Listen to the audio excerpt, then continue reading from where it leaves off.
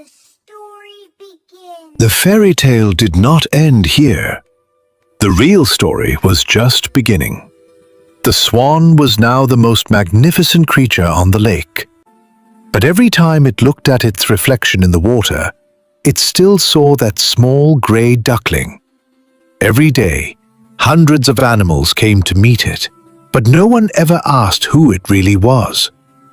The swan was invited to grand swan balls, yet the emptiness inside grew a little more each night. One autumn morning, the wind carried it back to its old pond. Its heart began to beat wildly in its chest. Through the reeds, it saw the mother duck and its siblings. "A swan!" shouted the youngest one. The mother duck froze. An old memory flickered in her eyes.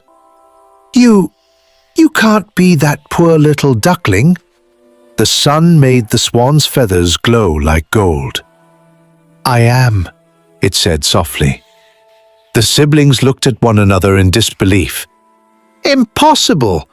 You can't be that ugly duckling." A single tear slipped from the swan's eye. "Yes, that was me." The mother duck lowered her head in shame. "I never forgot what we did to you." Her voice was trembling. The swan had finally heard the apology it had waited for. But strangely, the emptiness inside was still there. "I forgive you." It opened its wings, but it did not fly yet. Days passed. The swan was caught between two worlds. It belonged to neither. One evening, in the dark corner of the pond, it saw a tiny duckling.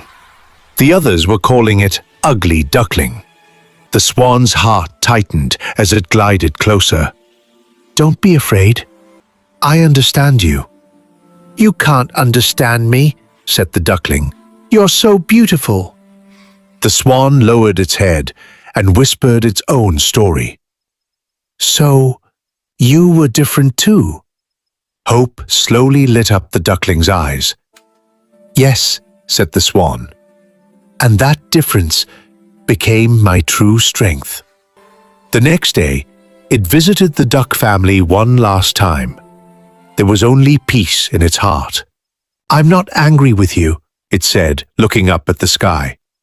"If it weren't for that pain, I wouldn't have learned to understand others." The swan spread its wings and rose into the sky. The little duckling watched with a bittersweet gaze. They were no longer